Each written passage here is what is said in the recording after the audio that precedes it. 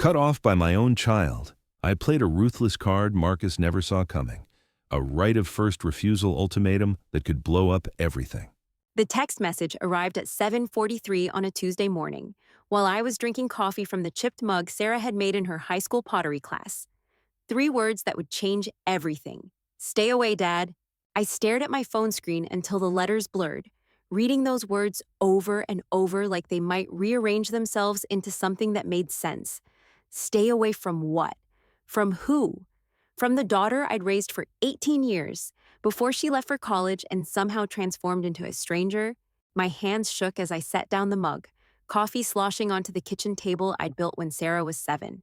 She'd helped me sand it smooth, her small fingers tracing the wood grain while chattering about her favorite books. Now that same table felt like evidence of a life that no longer existed. Before we continue, please subscribe to the channel and let us know where you're listening in the comments. The backstory to this moment stretched back 2 years, though I didn't understand it then. Sarah had graduated from Northwestern with a degree in journalism and immediately moved to Portland with her boyfriend Marcus. Their relationship had always felt rushed to me, intense in that way young love burns hot and fast. But Sarah was 22, and I'd learned to bite my tongue about her choices. The first red flag should have been Thanksgiving. She'd called 3 days before to cancel, claiming Marcus's family had invited them to Aspen for the holiday. It was the first Thanksgiving we'd spent apart since her mother died when Sarah was 12. I'd eaten turkey alone in our farmhouse kitchen, surrounded by empty chairs and the echo of traditions that suddenly felt meaningless. Christmas followed the same pattern, then Easter.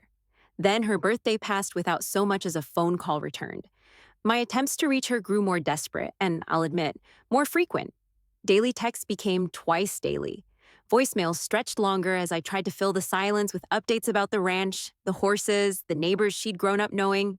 Marcus had been the one to finally call me back in March. His voice carried that particular brand of condescension that comes from someone who thinks they understand your daughter better than you do.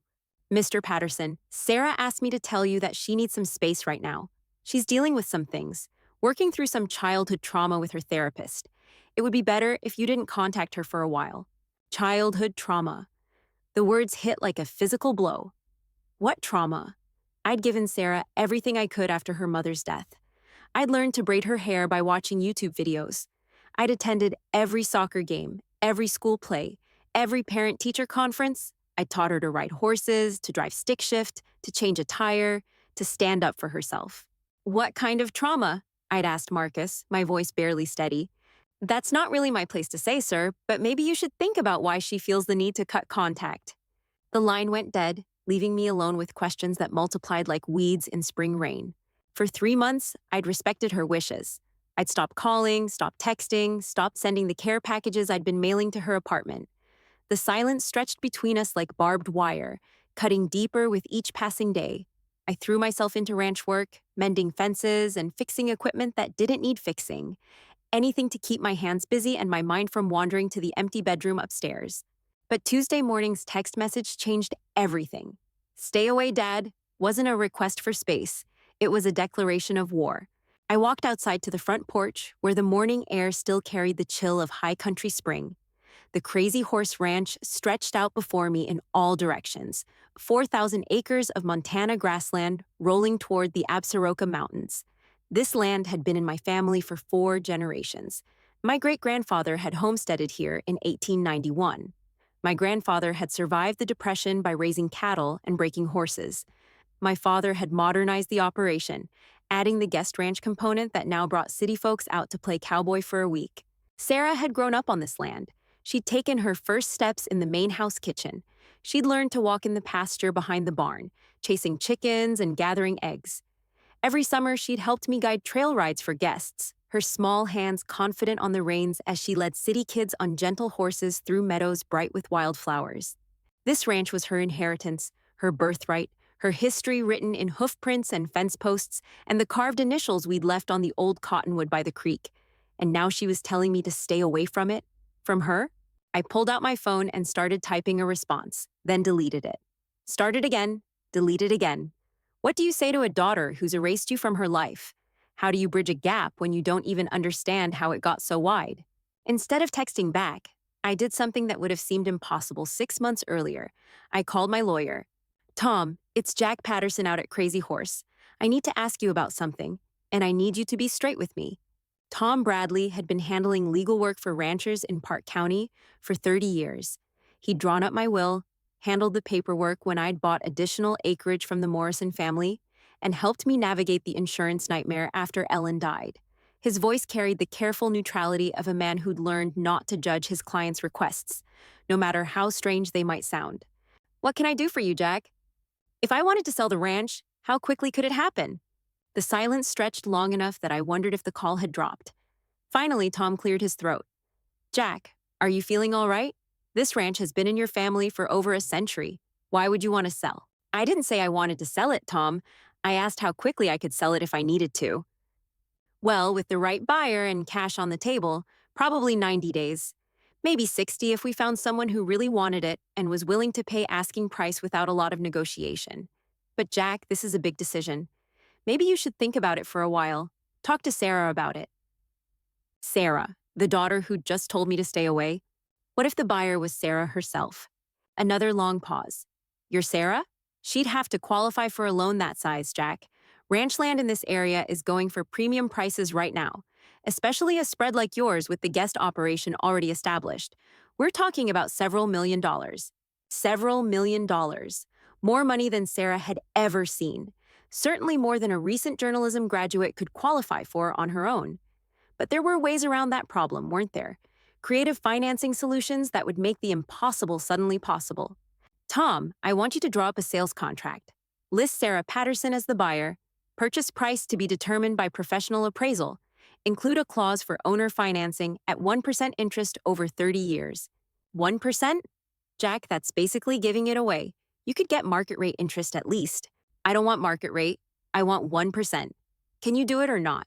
I can do it, but I don't understand why you would. This ranch is your life's work, Jack. It's your legacy. My legacy?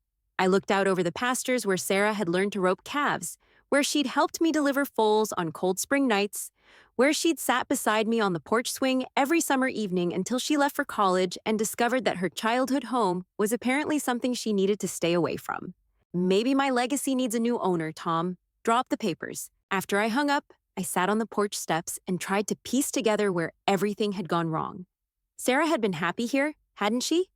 She'd brought friends home from college, showing them around the ranch with obvious pride. She talked about maybe coming back someday, about raising her own children in the same house where she'd grown up. But something had shifted during her senior year. Phone calls became shorter, visits home less frequent. She'd started seeing that therapist Marcus mentioned, started talking about processing her past and healing from things I couldn't identify. When I'd asked her directly what was troubling her, she just said she was figuring some things out and needed time to think. Time to think had apparently led her to the conclusion that I was someone she needed to stay away from. My phone buzzed with an incoming call. Sarah's name appeared on the screen, and my heart hammered against my ribs as I answered. Dad? Her voice sounded smaller than it had in months, uncertain in a way that reminded me of the little girl who used to wake me up during thunderstorms. Hi, sweetheart. I got your text this morning. I know, I shouldn't have sent it. Marcus said I should just block your number, but I couldn't do that without explaining first. Marcus, of course he was involved in this conversation somehow.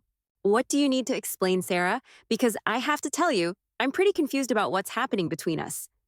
I've been working with my therapist on some childhood issues, Dad. Things I remember differently than you might. Things that affected me more than I realized at the time. I sat forward on the porch steps, my grip tightening on the phone. What kind of things, Sarah? Help me understand. It's complicated, Dad. Dr. Martinez says that children often don't recognize unhealthy patterns until they're adults and can process them with proper perspective. Dr. Martinez, another name I'd never heard before, another person who apparently knew my daughter better than I did. What patterns are we talking about? Sarah's voice wavered, like she was reading from notes she'd prepared. The isolation, for one thing. Growing up so far from town, from other kids my age, having to work on the ranch instead of having normal teenage experiences, the way you made all the decisions about my life without asking what I wanted. Each accusation felt like a physical blow. The isolation? We'd lived 30 miles from town, but she'd had friends, activities, a normal childhood. The work? She'd helped with chores like every ranch kid, but I'd never forced her to do anything she didn't want to do. The decisions? I'd been a single father trying to raise a daughter in a world that didn't come with an instruction manual. Sarah, you love this ranch. You told me so 100 times. You brought your college friends here and showed them everything with such pride. That's what Dr. Martinez calls learned helplessness, Dad. Children adapt to their circumstances because they have no choice. They convince themselves they're happy because the alternative is too painful to accept. The words sounded rehearsed, clinical, like she was reciting definitions from a psychology textbook rather than describing her own memories. This wasn't my daughter talking. This was someone else's interpretation of her childhood, filtered through the lens of a stranger who'd never seen her face light up when a foal was born or watched her teach nervous city kids how to brush a horse. And Marcus agrees with this assessment? Marcus has helped me see things more clearly, yes. He grew up in a normal family, Dad. He knows what healthy relationships look like. A normal family. The phrase stung worse than the rest of it combined. Marcus, who'd grown up in suburban Chicago with 2 parents and a trust fund, was apparently the expert on what constituted normal family life. Not the man who'd learned to French braid hair at midnight when Sarah couldn't sleep, who'd attended every school event, even when it meant leaving ranch work undone, who'd held her while she cried after her first heartbreak and taught her that she deserved better than boys who didn't treat her with respect. So the solution is for me to stay away from you completely? For now, yes. Dr. Martinez says I need to establish healthy boundaries. I need to learn who I am, separate from the person you shaped me to become. The person I shaped her to become? I'd shaped her to become strong, independent, capable of taking care of herself in any situation. I'd shaped her to become someone who could handle adversity without falling apart, who could work hard and find satisfaction in honest labor, who could see beauty in wide open spaces and find peace in solitude when the world got too loud. Apparently, those had been mistakes. How long is for now, Sarah? I don't know, Dad. Maybe a year, maybe longer. Dr. Martinez says healing trauma isn't something you can rush. Trauma.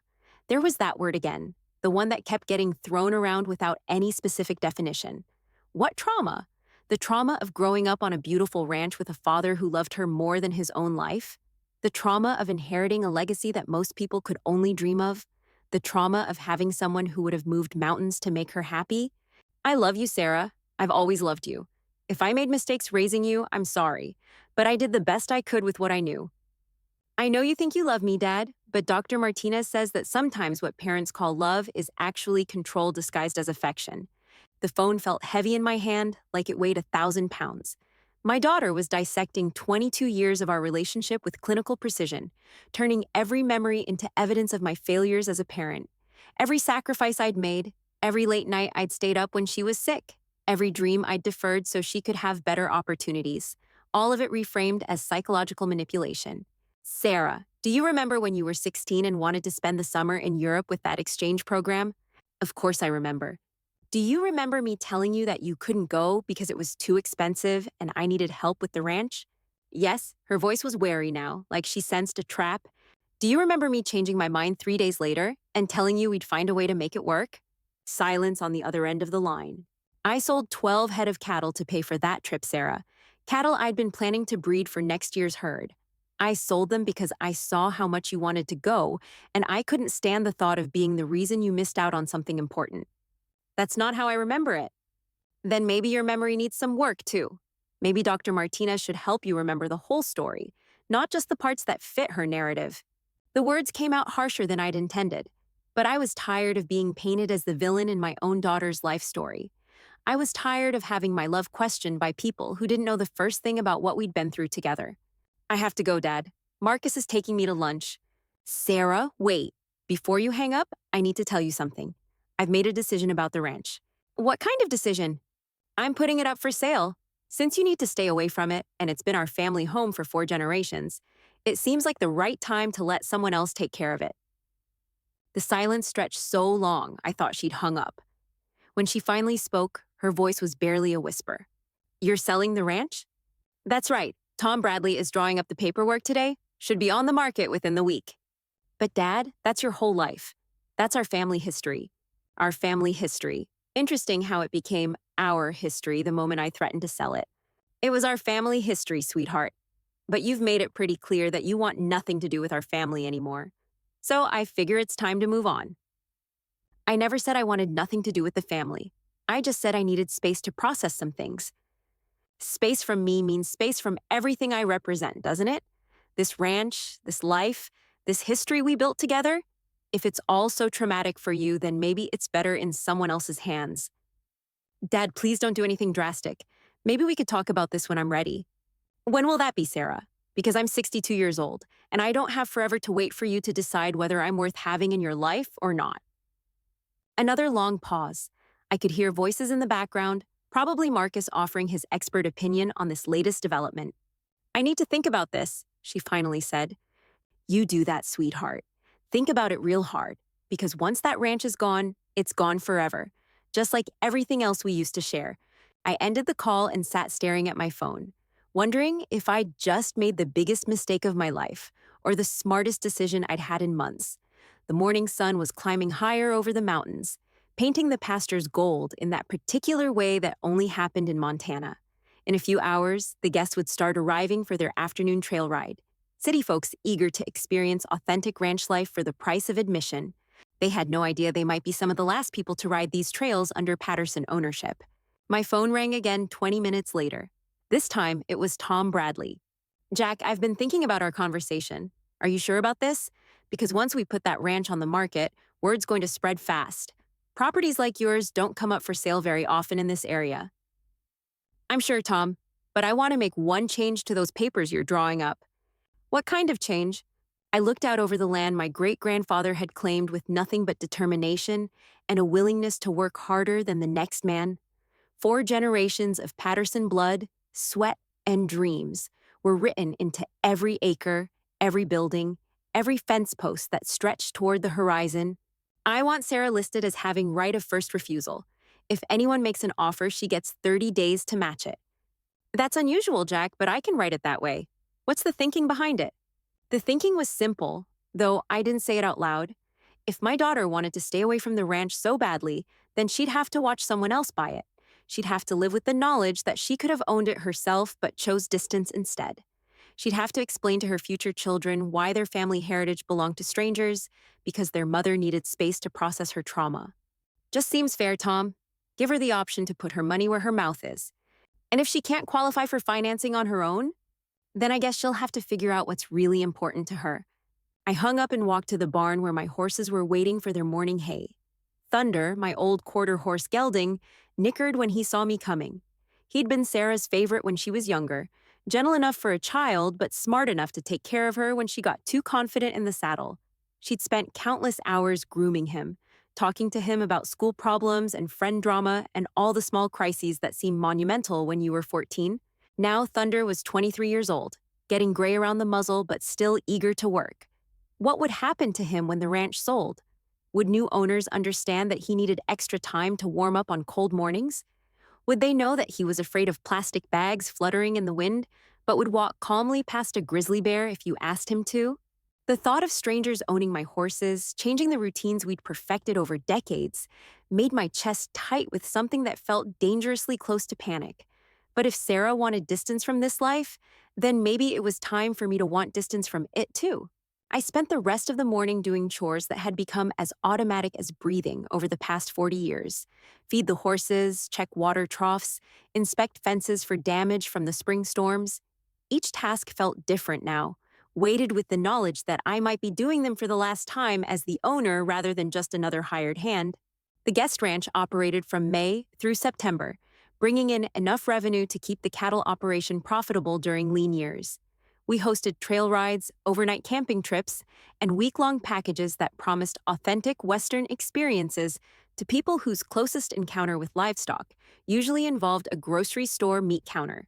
It was honest work, and the guests generally left happy, but it had never been my passion the way the cattle operation was.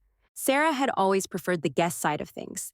She liked meeting new people, sharing stories about ranch life, teaching nervous riders how to sit in the saddle without falling off.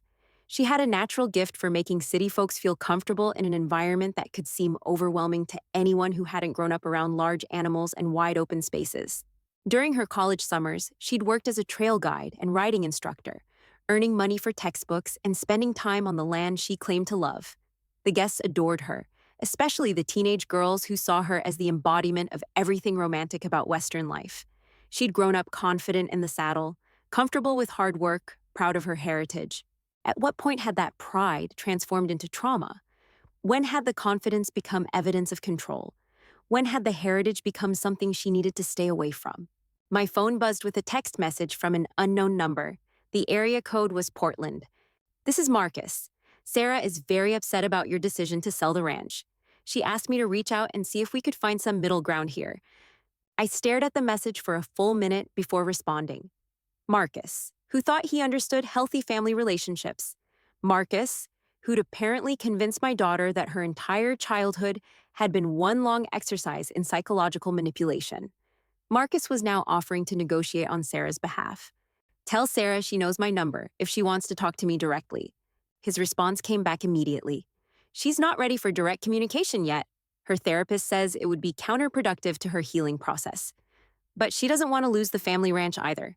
Not ready for direct communication with her own father, but ready to have her boyfriend negotiate the sale of a multi-million-dollar property she'd just finished telling me she needed to stay away from.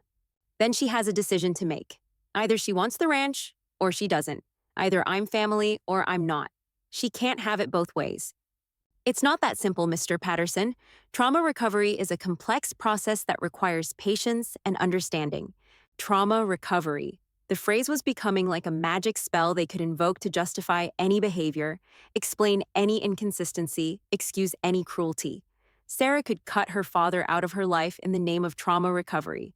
She could refuse to speak to him directly, but still expect him to accommodate her wishes. She could reject everything he'd given her, while simultaneously demanding to keep the most valuable part of it. "Tell my daughter that if she wants to own this ranch, she has 30 days from the time it goes on the market to make an offer. If she's not ready for direct communication by then, I guess she's not ready for ranch ownership either." I powered off my phone before Marcus could respond and walked back outside. The afternoon trail ride group was gathering near the main corral, 12 people from various backgrounds who'd paid good money to experience authentic ranch life. They looked excited and nervous in their new boots and borrowed hats, cameras ready to document their adventure in cowboy country. Jenny Morrison, my lead trail guide, was going through the safety briefing and horse assignments. She'd worked for me for 8 summers, starting when she was 16 and Sarah's age. Now she was 24, married to a local rancher and pregnant with her first child. She knew these horses and trails as well as anyone, but she'd never be able to buy this place if it went up for public sale. "Afternoon, Mr. Patterson," she called out when she saw me approaching. "We've got a good group today. Couple from New York celebrating their anniversary.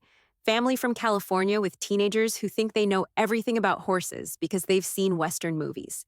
I nodded and watched her work with the guests, explaining how to hold the reins, how to sit in the saddle, how to communicate with their horses through gentle pressure rather than harsh commands. She had Sarah's natural teaching ability, that gift for making complicated things seem simple and dangerous things seem manageable. "Jenny, can I ask you something?" "Sure, Mr. Patterson." "If you had the chance to own a place like this, would you take it?" She looked surprised by the question. "Own the crazy horse? I mean, that would be incredible, but it's not exactly in my price range." "Why do you ask?" "Just wondering what the next generation thinks about ranch life, whether it's something worth preserving or something people need to get away from." "Are you kidding? This place is magic, Mr. Patterson. Every kid who grows up in this valley dreams about owning land like this someday. Your Sarah is the luckiest girl in Montana, getting to inherit all this." Inherit. Past tense. As if it was already decided, already done. As if Sarah's inheritance was as certain as sunrise, regardless of whether she wanted anything to do with the man who'd built it for her. What if Sarah doesn't want to inherit it? Jenny's expression shifted from surprise to genuine confusion. "Doesn't want it? Mr. Patterson, I've heard Sarah talk about this place. She loves it here. Why wouldn't she want it? Why wouldn't she want it?" That was the question I'd been asking myself for months. Why would someone reject a gift that represented 4 generations of family history? Why would someone choose distance from a place that had shaped them into the person they'd become? According to Dr. Martinez and Marcus, the answer was trauma. According to them, Sarah's love for this place had been manufactured. Her happiness here had been an illusion.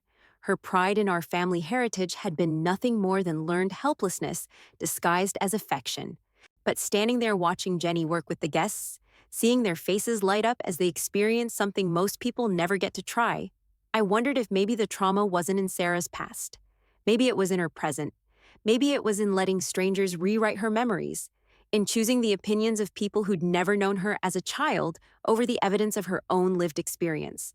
Jenny, I need to tell you something, and I need you to keep it between us for now. Of course, Mr. Patterson. I'm thinking about selling the ranch. If that happens, this might be one of the last seasons for the guest operation. Her face went pale under her hat brim. Selling? But why? This place has been in your family forever. Sometimes forever isn't as long as we think it's going to be. The trail ride departed 30 minutes later, 12 guests following Jenny single file toward the mountain trails where they'd spend the next 3 hours pretending to be cowboys. I watched them until they disappeared around the bend near Willow Creek, their voices and laughter fading into the vast silence of the high country. Then I walked back to the house and called Tom Bradley again. Tom, it's Jack. I want to accelerate the timeline on that ranch sale. How accelerated are we talking?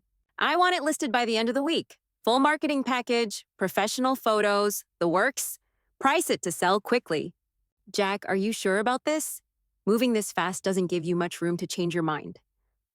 Change my mind, as if there was anything left to change it about, as if Sarah might suddenly realize that staying away from her father meant staying away from everything he'd built for her, as if Dr. Martinez might decide that maybe some childhood experiences were actually positive, even if they didn't fit the narrative of trauma and recovery.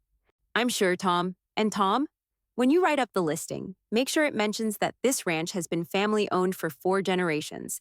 Make sure potential buyers know they're not just buying land and buildings, they're buying a legacy. A legacy that was about to belong to strangers because the person who should have inherited it needed space to process her trauma instead. After I hung up, I sat at my kitchen table and looked around at the life I was preparing to dismantle. Every wall held photographs of Sarah growing up on this land. Her first horse show ribbon was still tacked to the bulletin board near the phone. Her high school graduation photo sat on the counter next to the coffee maker, her smile bright with the confidence of someone who knew exactly where she belonged in the world. That girl in the photograph had loved this ranch. She'd planned to come back here someday, maybe raise her own children in the same bedroom where she'd grown up. She talked about modernizing the guest operation, maybe adding a spa component or expanding the overnight camping program. But that girl was apparently a figment of my imagination. According to the experts, that girl had been shaped by trauma and control, her dreams manufactured by a father who didn't understand healthy relationships. The real Sarah, the healed Sarah, needed to stay away from all of it. Fine, if staying away was what she needed, then I'd make sure she had all the distance she could handle. My phone rang just as the sun was setting behind the mountains, painting the sky in shades of orange and purple that no photograph could ever capture. Sarah's name appeared on the screen, and for a moment I considered not answering. Let her talk to Marcus about it. Let Dr. Martinez help her process her feelings about her father's decision. But she was still my daughter, even if she didn't want to be. Hello, Sarah. Dad, Marcus told me about your messages. You can't really be serious about this. About which part? Selling the ranch or expecting you to talk to me directly if you want to influence my decisions? About all of it. The ranch has been in our family for over a century. You can't just throw that away because you're angry with me. Our family. There it was again, that word she only seemed to remember when something she wanted was at stake. I'm not angry with you, sweetheart. I'm just accepting what you've told me. You need to stay away from me, which means staying away from everything I represent. This ranch is the biggest thing I represent, so I'm making it easier for you. That's not what I meant, and you know it. Then tell me what you did mean, because from where I'm sitting, it sounds like you want to have your cake and eat it too. You want to reject your old man but keep his land. You want to process your childhood trauma but hold on to your inheritance. You want distance from your father but control over his decisions. Silence on the other end. I could picture her in whatever apartment she shared with Marcus in Portland, maybe sitting on furniture I'd helped her buy, surrounded by the life she'd chosen instead of the one I'd given her. It's more complicated than that, Dad. No, Sarah, it's exactly that simple. Either I matter to you or I don't. Either this ranch represents something valuable or it represents trauma you need to stay away from. You don't get to decide which one it is depending on what's convenient for you at the moment. Dad, please, can we just slow down for a minute? I know this is hard, but selling the ranch isn't going to solve anything. It's going to solve the problem of you needing to stay away from something that belongs to me. Once it belongs to someone else, You won't have to worry about the emotional complications anymore." I heard her take a shaky breath, and for a moment she sounded like the little girl who used to crawl into my bed during thunderstorms, seeking comfort from the same man she now needed distance from. What if I wanted to buy it myself? The question hung between us like smoke from a campfire, visible but impossible to grasp. I set down my coffee mug and walked to the window, where I could see the barn lights glowing in the gathering darkness. "Do you want to buy it, Sarah?" "I think so, maybe. I don't know yet." "That's not an answer, sweetheart. Either you want it or you don't. Either it's worth fighting for, or it's not." "It's complicated, Dad. Dr. Martinez says I need to separate my emotional attachment to the place from my relationship with you. She thinks I might be confusing love for the land with unresolved feelings about my childhood." Dr. Martinez again, the woman who'd never set foot on this ranch, never seen Sarah's face light up when she successfully broke a young horse, never watched her teach nervous city kids that animals could be trusted if you treated them with respect. "And what do you think, Sarah? Not Dr. Martinez, not Marcus. What do you think when you close your eyes and remember this place?" Another long pause. When she spoke again, her voice was smaller, less certain. "I think about summer mornings when you'd wake me up before dawn to help with the cattle drive. I hated getting up that early, but once we were out there with the horses and the mountains and all that space, I felt like I could breathe deeper than anywhere else in the world." My throat tightened. Those cattle drives had been some of our best times together, just the two of us working in comfortable silence while the sun painted the peaks gold and the horses picked their way carefully through the sagebrush. "What else do you remember?" "I remember the guest families who came back year after year because they said this was the only place their kids ever felt truly free. I remember Mrs. Chen from San Francisco, who cried when she had to leave because her husband had just died, and this was the first place she'd felt peaceful since the funeral." Those are good memories, Sarah. They are, but Dr. Martinez says that doesn't mean the environment was healthy for me as a child. She says children can have positive feelings about situations that were actually harmful to their development. I closed my eyes and counted to 10, reminding myself that getting angry at a therapist I'd never met wouldn't help my relationship with my daughter. "Sarah, do you trust your own memories and feelings? Or do you trust what other people tell you those memories and feelings should mean?" "I don't know anymore, Dad. That's the problem. I can't tell what's real and what's just what I convinced myself was real because I didn't have other options." The pain in her voice was genuine, and I felt my anger soften into something that might have been understanding. Maybe she really was confused. Maybe having other people analyze her childhood had made her doubt her own experience. Maybe the confidence and happiness I'd seen in her growing up had been real, but now she couldn't trust it because experts had told her it might have been manufactured. "Sweetheart, let me ask you something, and I want you to think about it carefully before you answer. Okay, if you owned this ranch tomorrow, free and clear, what would you do with it?" She was quiet for almost a minute. I could hear voices in the background, probably Marcus offering his opinion, but she didn't respond to whatever he was saying. "I think I'd keep the guest operation, but expand it. Maybe add some programs for kids who are struggling in school. Let them come out here and learn about responsibility through taking care of animals. I think there's something about this kind of life that teaches you things you can't learn in a classroom." My heart swelled with something that felt dangerously close to hope. This was my daughter talking, not Dr. Martinez or Marcus or anyone else. This was the girl who'd grown up understanding that land and animals and hard work could heal things that conventional solutions couldn't touch. "That sounds like a wonderful plan, Sarah. But I don't know if I trust my own judgment right now. What if I'm just romanticizing something that was actually harmful? What if I buy the ranch and then realize I made a huge mistake?" "Then you sell it and move on. But at least you'll have made the decision based on what you wanted, not what other people told you to want."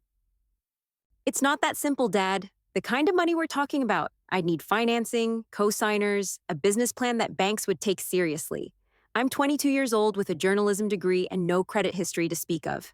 She was right, of course. Ranch land in our area had become prohibitively expensive, especially a spread like ours with established guest operations and prime grazing land.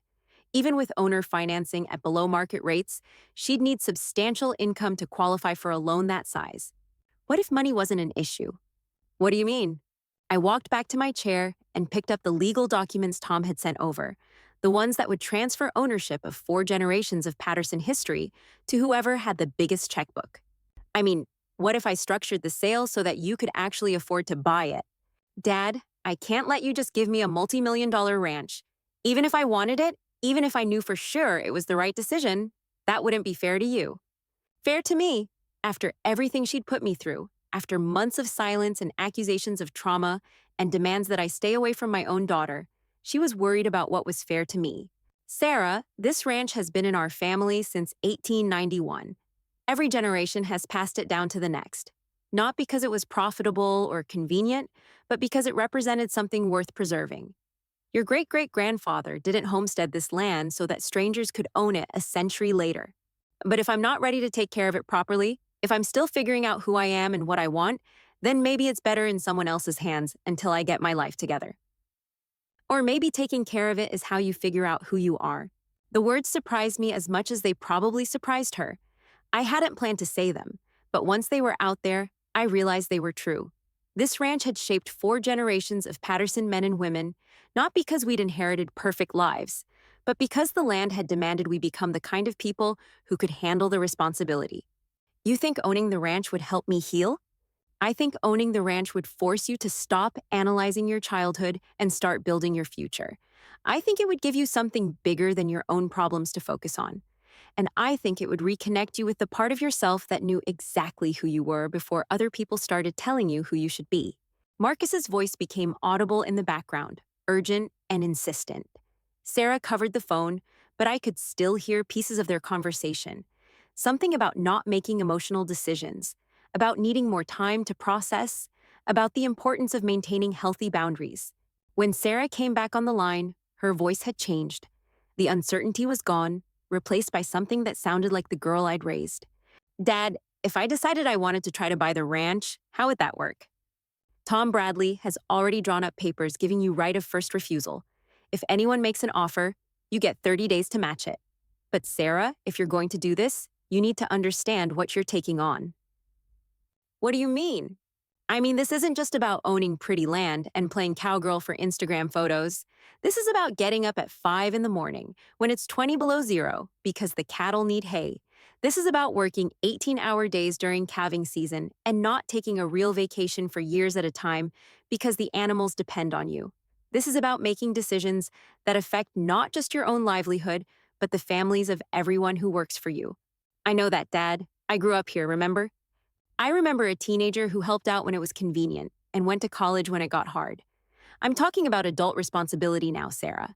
I'm talking about the kind of commitment that doesn't leave room for staying away when things get complicated. The silence stretched between us, filled with the weight of everything we weren't saying. Finally, Sarah spoke. What would the terms be? If I wanted to make an offer? I looked at the papers Tom had prepared, the ones that would give her the ranch at a price she could actually afford if she was serious about wanting it. Purchase price based on professional appraisal, which will probably come in around $3.2 million. Owner financing at 1% interest over 30 years. Down payment of 10%, which you could work off by managing the guest operation for the first 2 seasons. 1% interest? Dad, that's basically giving it away. It's keeping it in the family, which is worth more to me than making a profit. More background conversation with Marcus, this time heated enough that I could catch fragments. Something about manipulation, about guilt tactics, about the importance of making independent decisions. Then Sarah's voice, sharper than I'd heard it in months. Marcus, this is my family's ranch and my decision. Please let me handle this.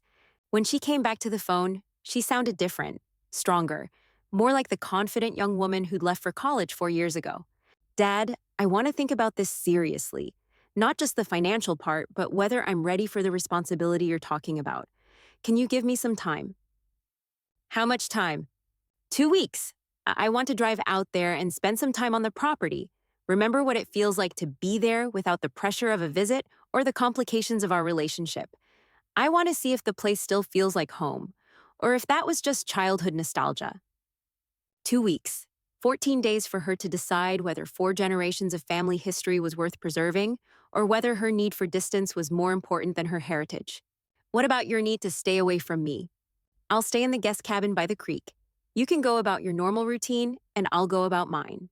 We don't have to interact more than necessary for practical purposes. The guest cabin, she wanted to evaluate the ranch that had been her home for 18 years by staying in the cabin we rented to strangers. The symbolism wasn't lost on either of us. And Marcus? Marcus can stay in Portland. This is something I need to figure out on my own. That was the first thing she'd said in months that gave me genuine hope.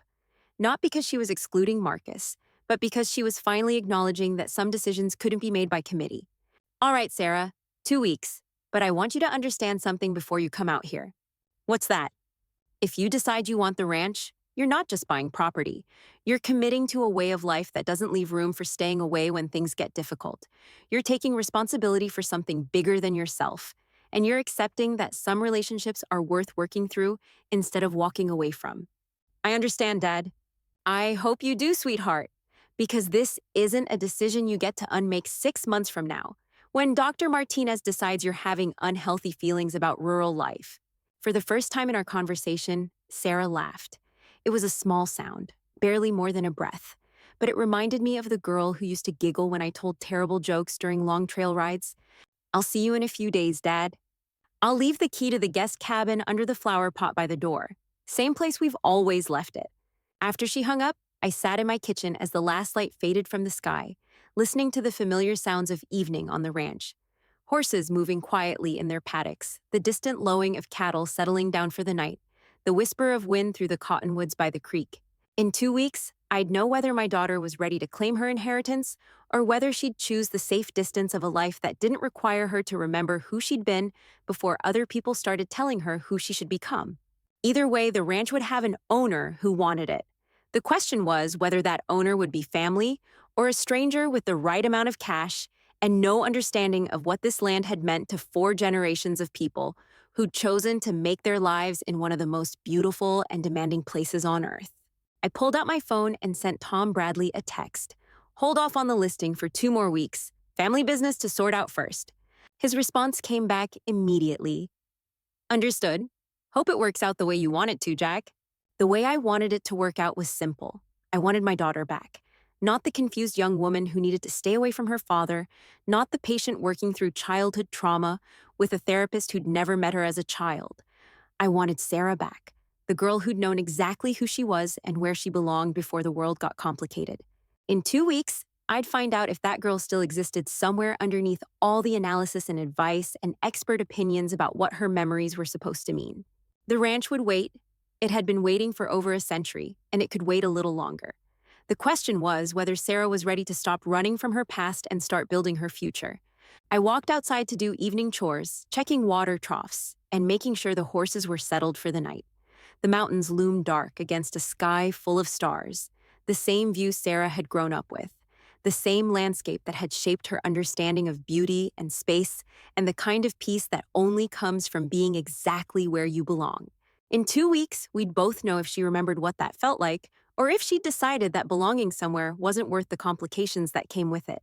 Either way, I'd have my answer.